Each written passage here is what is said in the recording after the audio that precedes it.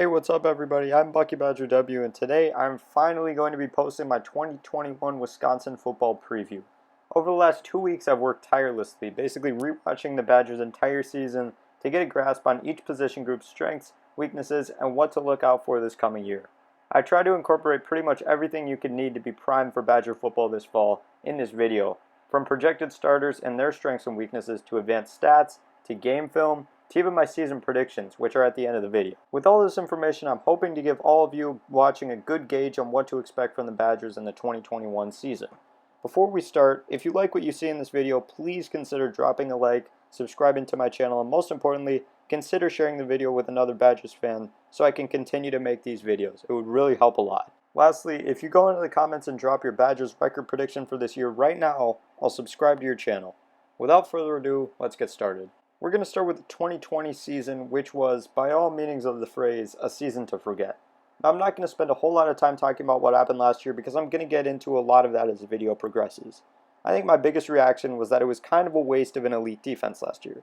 Last year's Badgers defense was absolutely amazing, but the team still lost their three biggest games because against the elite defenses they faced over that stretch of Northwestern, Indiana, and Iowa, the offense was just too young and inexperienced to have any sort of success. But like all Badger fans, last year is just something I want to flush out of my system. So let's move on to this year's preview, starting with the offense. Let's start off with the most important position on the team, quarterback, where Graham Mertz is the X factor. There's no dancing around the fact that last season wasn't exactly the big opening year everyone was expecting from Graham Mertz. His stats are on the screen, and none of them are terrible, but they're not great. He had a 61.1% completion percentage, 7th in the Big Ten. He averaged 6.4 yards per pass, 11th in the Big Ten. 4.7% touchdown percentage, 8th in the Big Ten, 2.6% interception percentage, 6th in the Big Ten, and overall a 125.2 quarterback rating, 9th in the Big Ten. So he wasn't terrible, but he certainly wasn't good. Now, I really should clarify, early season Graham Mertz looked to be one of the best young quarterbacks in college football. Graham came out in week 1 with guns a-blazing, looking ready to set the world on fire. In week 1, Mertz threw for 248 yards, 5 touchdowns, and 0 interceptions while completing 20 of 21 passes in a historic first start versus Illinois. Mertz then followed that up with a 127-yard, 2-touchdown day at Michigan, even coming off of being smacked in the mouth by COVID. Unfortunately, 2020 was a tale of two seasons for Graham Mertz, and the classic mid-Saturday game versus Northwestern at Ryan Field was the wrench that threw everything off, of course. In that tragic upset at the hands of Northwestern, other than a deep touchdown pass to Chimere Dike in the first quarter, Mertz was just off. He threw 3 picks to an aggressive Wildcat defense and lost a fumble. Now, to preface the point I'm about to make, I have to say that Graham Mertz has the most arm talent easily of any quarterback the Badgers have had since Russell Wilson. When he takes calculated risks with the ball down the field, you can see that Graham is very accurate. He displays great touch over all areas of the field and has a lightning-quick release. Mertz's arm can fit the ball into places not many other quarterbacks would dare to go. But at Northwestern, as I said, something changed in him. After about the second interception he threw, if you go back and watch that game, Graham Mertz looked like he was seeing ghosts. When things were going right against Illinois and Michigan, he was taking risks, and because his arm is so talented, those risks were paying off. But once he committed a couple turnovers against a very good Wildcats defense, it looked like he didn't trust his eyes anymore, nor did he trust that his arm could put the ball anywhere he wanted it. These misgivings Mertz had forced him to hold on to the ball way too long, and against the good defenses Wisconsin would face down the coming stretch, that would prove to be costly. Over the next 3 games, the Badgers squared off against the 4th, 6th, and 20th ranked scoring defenses in the country, with Northwestern, Iowa, and Indiana. Safe to say, it didn't go great. Over those 3 games, Mertz went 63 of 113 passing, which is a 56% completion percentage, and threw for about 200 yards a game, or 5.3 per attempt. Mertz threw only 1 touchdown coupled with 7 turnovers, 5 picks, and 2 fumbles lost. He was also sacked 8 times. To be fair to Mertz, he literally has any excuse you could ask for to excuse those bad performances. First off, as I said, Northwestern, Iowa, and Indiana were all super stingy defenses last year, and anybody would have had trouble throwing against them back to back to back. Secondly, Mertz was coming off a period where COVID absolutely knocked him on his behind. After I got my second dose of the Pfizer vaccine, I felt like absolute crap for the next 2 to 3 days, and that was just the vaccine. I've never had it, but from what I've heard, COVID isn't exactly fun to have, and it's tough to ask someone to come back from that virus and be the same guy just a couple weeks after recovering. Thirdly, Mertz was a redshirt freshman, and it was a weird COVID season. Not many freshmen had too many success last year.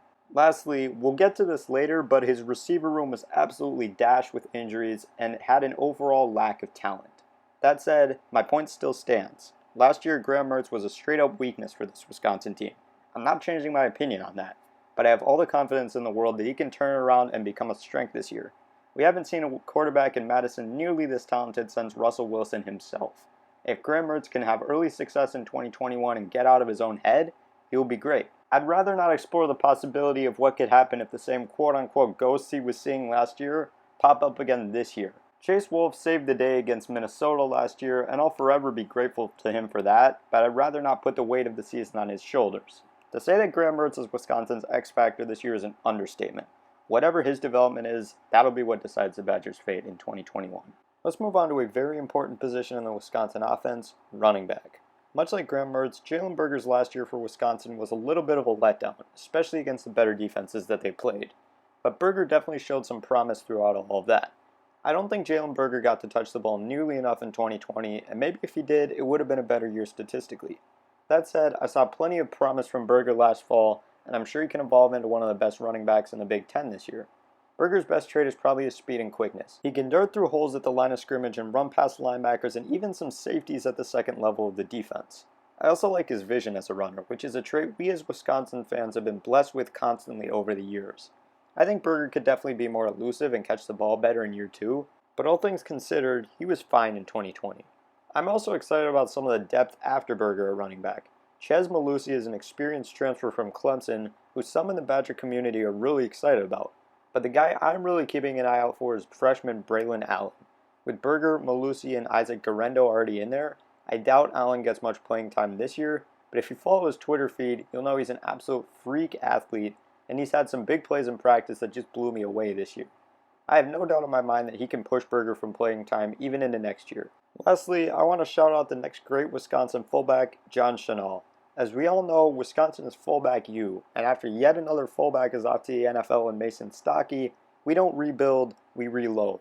Chenal is a great blocker and a powerful runner in short yardage situations. Most fans of other teams won't understand why the fullbacks get all the love they do in Madison, but that's okay. They just don't understand the fullback lifestyle. Just wanted to give Chenal a quick shout out here. Unfortunately, finding productive wide receivers again will likely be one of the biggest issues facing the Badgers. As we all know, Wisconsin's game plan will always be run first. They will pound the rock down the defense's throat as many times as humanly possible. Only when that stops working will they resort to the pass game. Obviously, when that happens, the job of getting open is much easier for the receivers since there's a lot of defensive attention applied to the run game, and defenses are forced to leave corners one-on-one with Badgers receivers on the outside. The problem for Wisconsin is finding someone who can consistently win those one-on-ones, especially down the field. Kendrick Pryor and Danny Davis will return from injuries and form an experienced starting wideout duo, and over their respective Badger careers, both receivers have proven to be good players. Davis shows flashes of greatness, especially with his hands, and Pryor has been a good weapon after the catch or on jet sweeps. But if the Badgers are faced with a critical 3rd down and 7 late in an important game this year, I don't know how reliant I am on those guys to go make a play. The same goes for Jack Dunn in the slot. As you can see, the biggest problem facing Wisconsin last year was that their wide receivers were never able to get open in crucial scenarios. Chimere Dike is the X factor here because as a freshman last year, he showed some real flashes. He's got some good route running skills and looks pretty athletic when he gets his chances. I'll be a lot more confident in this Badger team if he takes the next step and becomes the best receiver of this group. As far as the receivers go, the bright spot is Jake Ferguson at tight end, who if you didn't already know is actually Barry Alvarez's grandson.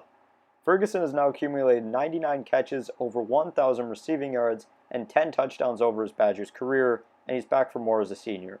Fergie is fast enough for a tight end, especially given the fact that he's 6'5", 242, and has great hands. Ferguson's main strength is his ability to go up and get it in the red zone. Once the Badgers get inside the opponent's 20-yard line, Mertz should be looking towards Jake and only Jake. As of right now, Ferguson is arguably a top 10 tight end in college football and arguably the best player on Wisconsin's offense. And who could have guessed that the biggest strength on the Badgers' offense was their offensive line? An absolutely shocking turn of events, Wisconsin will have one of the best offensive lines in the Big Ten, and hopefully the country in 2021. Sarcasm for anybody that didn't understand. Because of the extra year of eligibility from last year, every team in line is very experienced, but still, the Badgers start 4 redshirt seniors up front. Logan Bruss at right tackle is probably the best player on the line, but unlike years past, there probably won't be a superstar on the Badgers line. But having a strong offensive line is much more about having 5 strong starters which the Badgers have, than having 2 superstars and 3 weak spots, because the line is only as good as its weakest link, especially in pass protection. On one hand, the Badgers line is good, but on the other, let's not act like it's as talented as the ones we've had in the past, and the stats on the screen should make that pretty clear. If you look at what the stats say, the Badgers' O-line was actually pretty bad last year. Now, for clarification, because I didn't know much of these stats either, line yards is a measure of how many yards the offensive line created for the running back on average. Opportunity rate is how often they created 4 or more yards for the running back, and stuff rate is how often runs were stopped at or before the line of scrimmage. Obviously, we know sack rate. Obviously, those stats aren't a perfect measure of an offensive line's success because it doesn't take into effect defenses stacking the box to stop the run, or how talented the running back is, or much more. But either way, I was rather shocked when I saw how low we ranked there. And honestly, other than the Michigan game and maybe the Wake Forest game, Wisconsin never really felt dominant at the line of scrimmage like they did in the past. Even if they still had Jonathan Taylor, most runs were neutralized at the line of scrimmage anyway, so I don't know how effective he would have been last year. All around, I'm expecting an improvement on the offensive line, and for them to return to being a top 20 unit in college football, at least. Now, the final point I want to make about Wisconsin's offense before they get to their defense is their offensive coaching. Since 2016, the percentage of the time that Wisconsin runs the ball has been steadily declining, but last year it fell off a cliff. That drop-off in running plays was partially due to how hot Mertz was out of the gates, but could also be chalked up to Wisconsin being down early in every game after the first 2. The strength of this offense lies in the run game, so if I were Paul Chryst or Joe Rudolph, a main goal of mine would be to at least get to 60% of our plays back to running plays. Wisconsin scored 25.1 points per game in 2020, easily the fewest in the Paul Chryst era. This offense isn't nearly as talented as it was in 2019 or 2017, but we can at least expect an improvement from last year. To recap, Wisconsin's offense is a little bit of a nerf version of what we've seen in the past from the Badgers. The offensive strength should definitely still be the running game, seeing as the offensive line is still one of the tops in the Big Ten. The running back room has potential, especially with improved blocking, and that's what the coaching staff is best suited to call. Hopefully not too much will be asked of the passing game, but if it is, we can only hope to lean on Graham Mertz's improvement and an emergence of a number 1 receiver, preferably Chimere Dike. Overall, the offense won't be amazing and probably won't win Wisconsin many games by themselves, but with how good this defense is, they probably won't have to. Alright, so now let's move on to the defense, and we're going to start with the first level of the defense, the defensive line. So last year, Wisconsin's defensive line was quietly one of the best in the country, especially against the run. As many of you know, Wisconsin runs a 3-4 defense where there are only 3 down linemen, so the linemen on the field are typically asked to handle a lot. They handled that pressure beautifully last year. Now there are 2 ways of looking at Wisconsin's defensive line. One is more positive, the other is negative. On one hand, the defensive line is great at clogging holes up front and quote-unquote holding the line in the run game. This makes things so much harder on opposing running backs because there are never holes open to immediately run through in the offensive line. By the time opposing ball carriers either wait for those holes to open up or bounce the ball to the outside, the rest of the defense has already realized it's a run play and is flocking to the ball. Matt Henningsen, Keanu Benton, and Isaiah Mullins are all at least 290 pounds and are big run-stopping specialists, as the stats on the screen would imply. On the more negative side, the defensive line rarely generated pressure last year unless Jim Leonhard brought big blitzes to accompany them.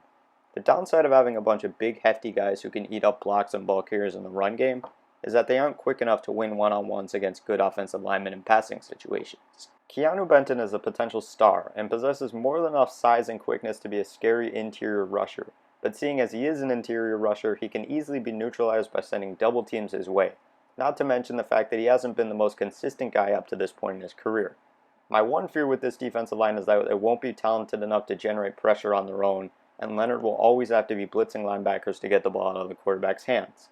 Either way, the defensive line is a clear strength due to their run-stopping prowess. Now let's move on to probably the best unit on the team, the linebackers. If you watched even a quarter of Badger football over the past 4 or 5 years, you know that the linebackers are the heart and soul of Wisconsin's defense. Jim Leonhard is an amazing defensive coordinator, and I'd be shocked if he doesn't get an NFL job soon, but he couldn't use the type of creative packages and blitzes that he uses if he didn't have linebackers who are smart, athletic, and tough in the middle of his defense. It's the exact same story again this year with all 4 linebackers returning from a group that was as strong as ever last year. Jack Sanborn is probably MVP of the team and really impersonates everything that Wisconsin asks of their linebackers. Sanborn is tough in the run game, never afraid to take on and shed blocks, and he flocks to the ball. Sanborn's relentless pursuit of ball carriers in the run game is why he's racked up almost 140 career tackles in a Badger uniform, along with 13 TFLs. Sanborn is also very good in coverage against tight ends or in zone, and when he's asked to blitz, he normally gets the quarterback.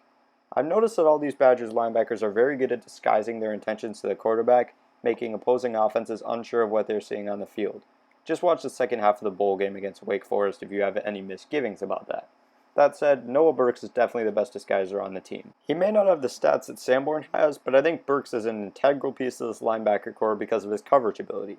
Leo Chenal is a monster in the run game. He's absolutely built and is like an attack missile when he flies into the backfield. I think Chenal is on the verge of a breakout year. Finally, Nick Herbig is probably the most skilled pass rusher out of these four. Compared to the others, he's young and raw, but with the quickness and skill Herbig has, expect big things this year. Over the last 4 years, the Badgers have churned great linebackers out to the pros, and although all these guys have their own unique strengths and weaknesses, they're all built in the same mold as linebackers before them. First, they're very smart and instinctual. They're all great quick reactors on their feet. Secondly, they're big and tough, especially in the run game. They will all fight through blocks to get to the ball carrier, and that's a main reason why Wisconsin's run defense is constantly elite. Thirdly, these guys are all athletes. Maybe we aren't recruiting the same types of athletes Alabama or LSU are, but it's not like our linebackers are slow either. And lastly, they're versatile.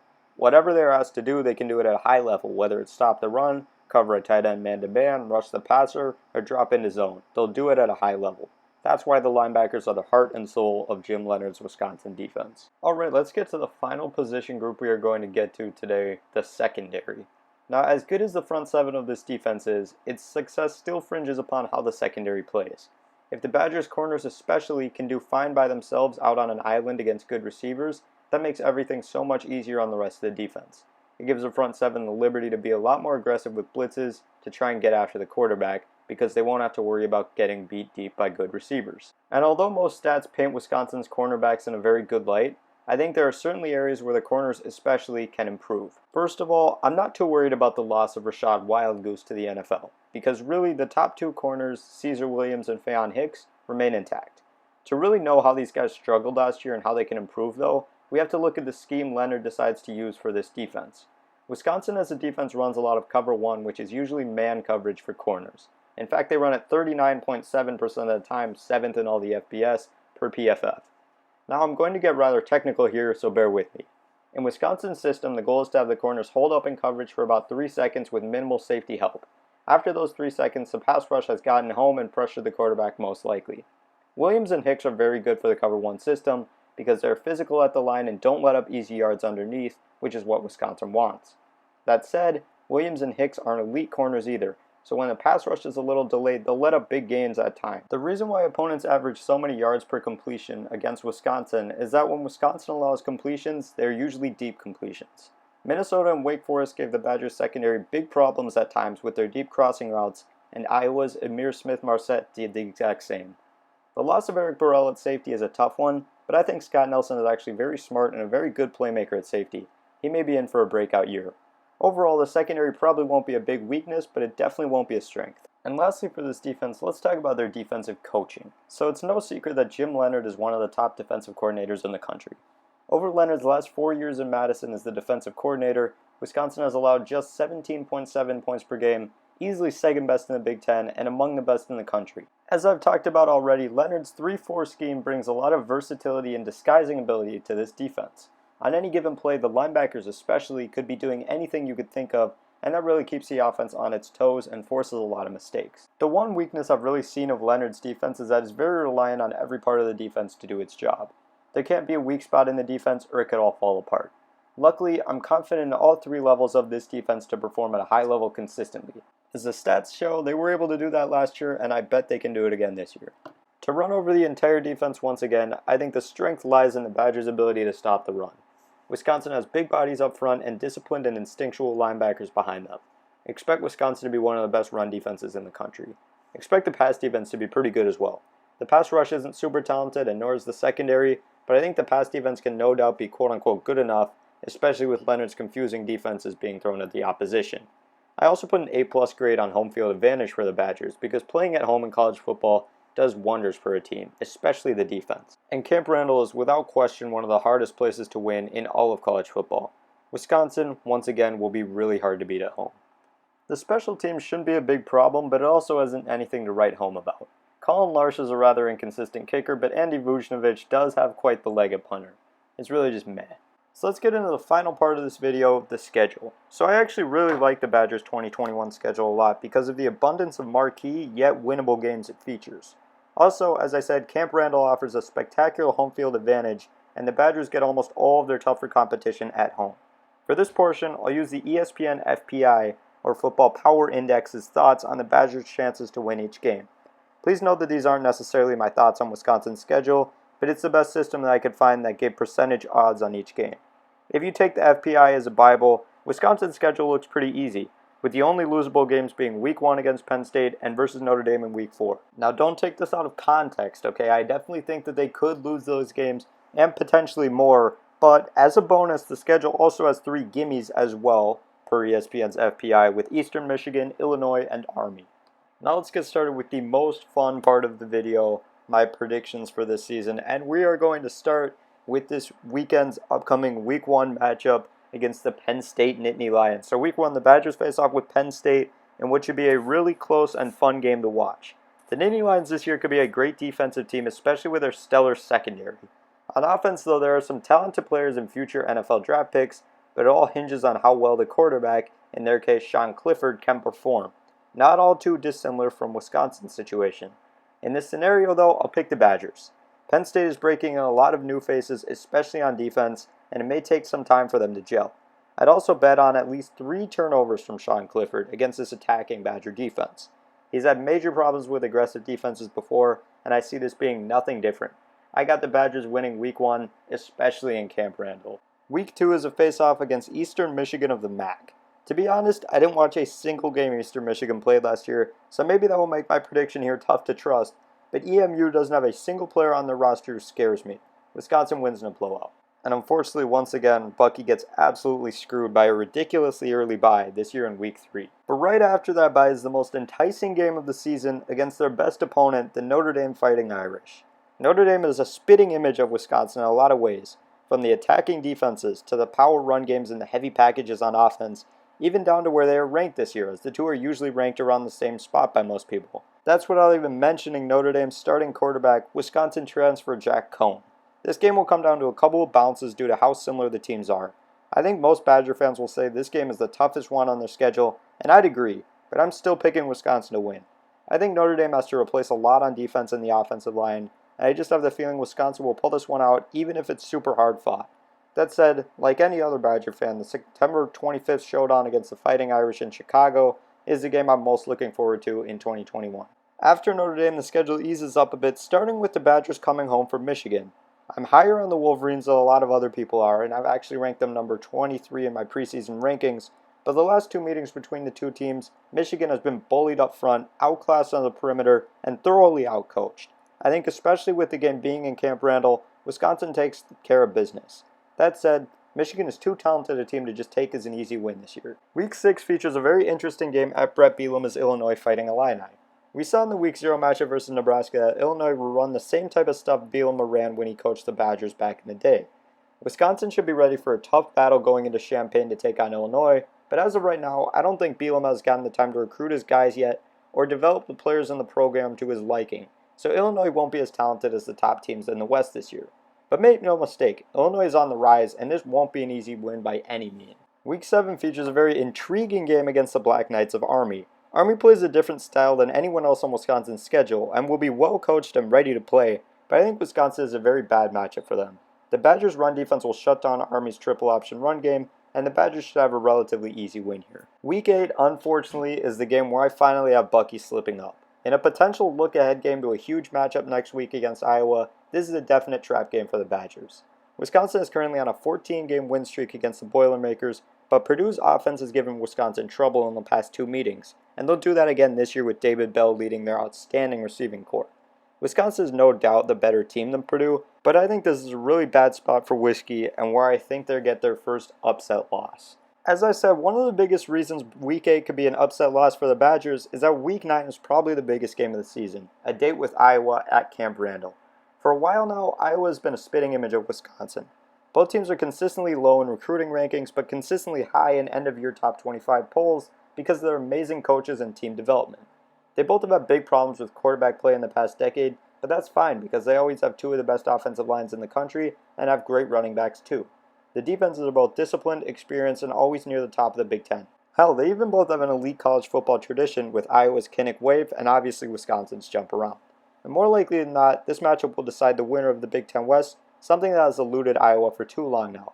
Unfortunately for Hawkeye fans, but fortunately for Badger fans, that streak will last another year. I think that across the board, Iowa is arguably the more talented team, although it's really close. What makes me pick Wisconsin is that, first of all, the game is at Camp Randall. And even though Iowa hasn't had too much trouble winning there recently, playing at home is still a big plus for me. Arguably more importantly, Wisconsin should have the quarterback battle won by a fair bit. As the season progresses, Mertz will improve and will probably be a plus in this game. On the flip side, Iowa's Spencer Petras is among the worst quarterbacks in the conference, so if the game comes down to which quarterback plays better, which it very well could, I'll pick Graham Mertz in Wisconsin. Week 10 is another potential trap game against an underrated Rutgers team, but I don't think Wisconsin falls victim to that same type of loss after losing to Purdue. They'll win this one. The Week 11 Northwestern game is a tough one for me because, first of all, it should be a Wisconsin win. The Badgers are 6-1 against the Wildcats in the last 7 meetings in Madison, and Northwestern on paper shouldn't be the team they were last year. So I'm going to pick the Badgers, but this is not a game to take lightly. We've seen in the past that when doubted, Northwestern is 10 times stronger of a team. So I'm going to pick Wisconsin win here, but not by a lot. The only thing I'll say about the Nebraska matchup at home in Week 12 is that if Wisconsin loses this game, something has gone seriously wrong. I have absolutely no fear in saying that it's an easy win unless everything has gone down the gutter in every way possible. So now we've made it to the end of the season battle for Paul Bunyan's axe. As many of you know, Wisconsin is on a 16-1 run against the rivals to the west, and I don't think the axe is leaving Madison anytime soon. Minnesota definitely has the weapons through the air to give the Badgers problems, but I just think Wisconsin is a much tougher, better team and will be able to win the axe back yet again in 2021. So there you have it, folks, my 2021 Wisconsin football preview. I work very hard on all my videos, but this one especially took very long to put together. So if you made it this far, I'd much appreciate if you considered tossing me a like and subscribing to my YouTube and Twitter, where I make other content very similar to this. The links to that will be in the description. It would also mean the world to me if everyone watching this video shared it with any other Badger fans you know. Lastly, I want to thank everyone watching this for sticking with me throughout the entire episode and hearing what I have to say. If you did, comment your Badgers record prediction, and I'll subscribe to your YouTube channel in exchange. Once again, thanks so much for watching. I'm Bucky Badger W saying have a great rest of your day, and I'm Wisconsin.